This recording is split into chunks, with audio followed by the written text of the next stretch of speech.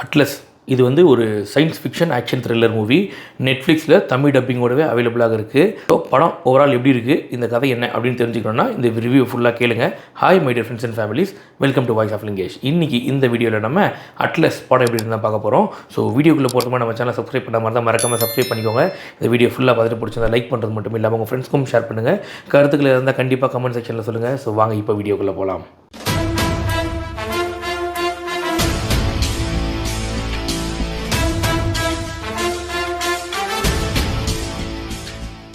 Atlas படத்தோட கதை என்ன அப்படின்னு பார்த்தோன்னா, வில்லனான ஹார்லாண்ட் அப்படின்றவன் வந்து பார்த்திங்கன்னா ஒரு ஏஐ ரோபோ.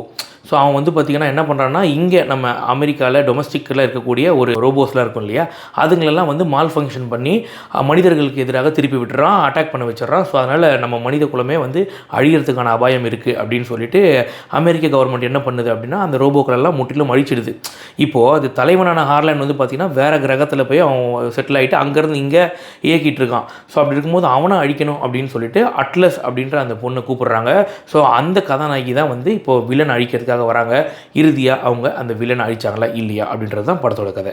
இந்த படத்தில் எனக்கு பிடிச்ச விஷயம் என்ன அப்படின்னு பார்த்தீங்கன்னா, படத்தோட விஎஃப்எக்ஸ் உண்மையிலேயே ரொம்ப ரசிக்கும் வகையில் இருந்துச்சு.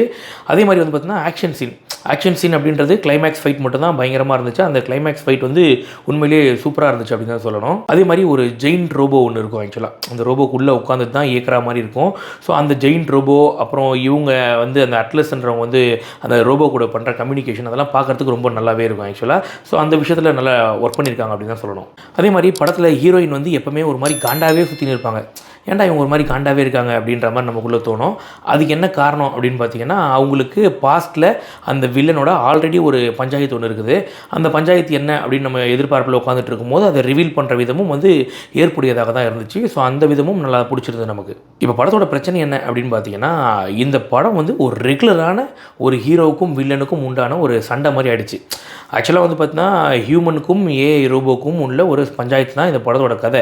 இதில் வந்து ஏதாவது ஒரு ட்விஸ்ட் அண்ட் டர்ன்ஸ் அந்த மாதிரி வச்சுருந்தாங்கன்னா நல்லா இருந்திருக்கும். ஆனால் அதெல்லாம் ஒன்றுமே கிடையாது. இங்கேருந்து இவங்க கிளம்பி போகிறாங்க, அங்கே போயிட்டு அவனை தாக்குறாங்க, அவன் பிடிச்சி வைக்கிறான், அடிக்கிறாங்க, வராங்க, அவ்வளோதான் முடிஞ்சு போச்சு அப்படின்ற மாதிரி இருக்கே தவிர, இதை தாண்டி நிறைய ஹாலிவுட் படங்களில் நிறைய விஷயங்கள் புதுசாலாம் வர ஆரம்பிச்சிருச்சு.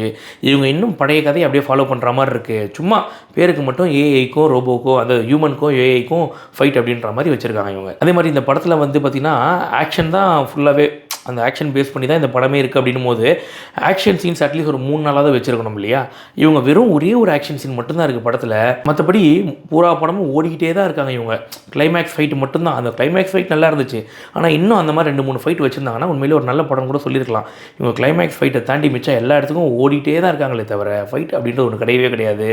அந்த பார்ட்டில் இந்த படம் கொஞ்சம் வீக்காக தான் போச்சு. மொத்தத்தில் இந்த அட்லஸ் படம் எப்படி இருக்குது அப்படின்னு கேட்டிங்கன்னா, என்னை பொறுத்த வரைக்கும் ஒரு டைம் பாஸ் மூவி தான்.